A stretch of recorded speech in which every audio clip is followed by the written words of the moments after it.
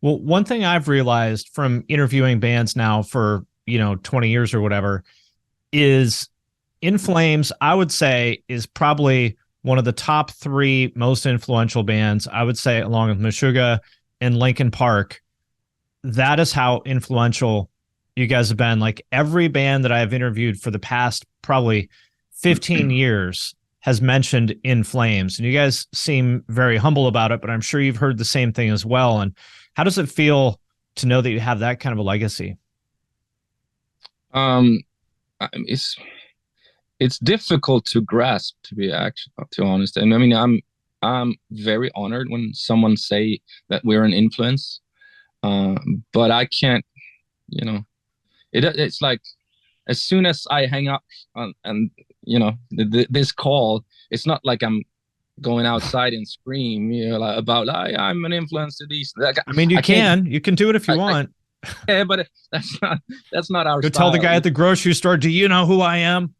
I honestly I only used that once. That I do know. I mean, it was for my to get my son into a Kiss concert when he was a little bit too young, because I thought that Okay. would be from father to son. That's where Yeah.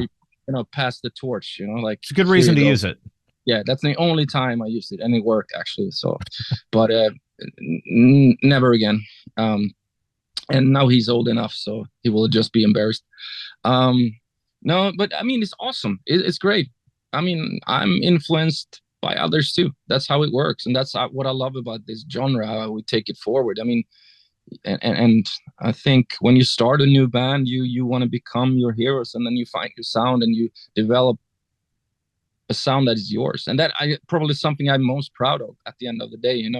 When we're done, that we started in a small city in Sweden and didn't know much, and we created a sound that traveled the world. So I'm more proud of that, I think, than a song or a album. It's like we made something that is recognized with some other bands as well, of course. But it's that's pretty cool, and it's crazy. I mean, here I am many years later, and it's easy to look back.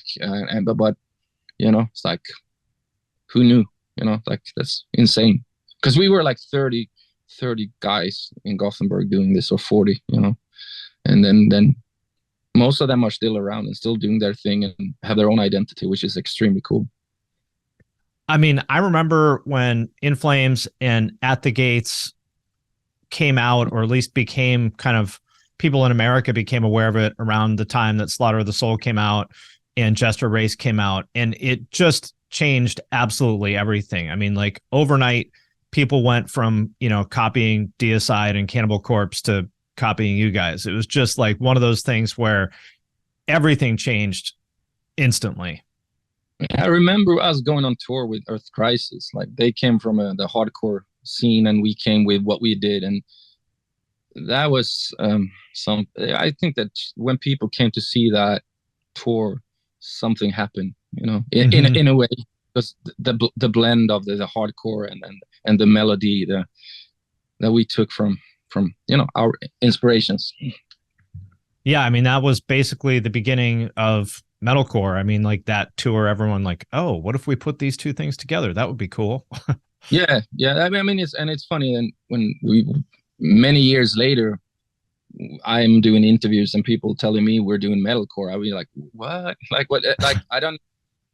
Okay, whatever you want to call Right. it, but that's not. That's not where we base our. That's not ground zero for In Flames.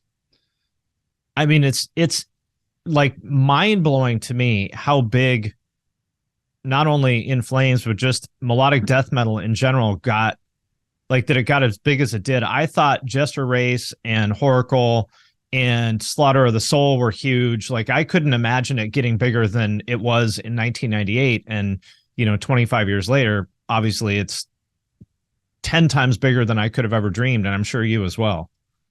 Yeah, and it's cool to see bands like Kill Switch and that those type of bands. I mean, they are definitely their own sound, and but I can hear similarities, and I know we share a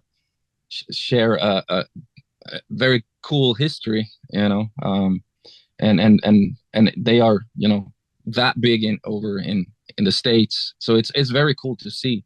Um, but I think we all came at the right time, you know, and then it's some other styles were passing, and all of a sudden this music came, and then I because when we started there was barely no, I mean, the internet were in its you know, early days.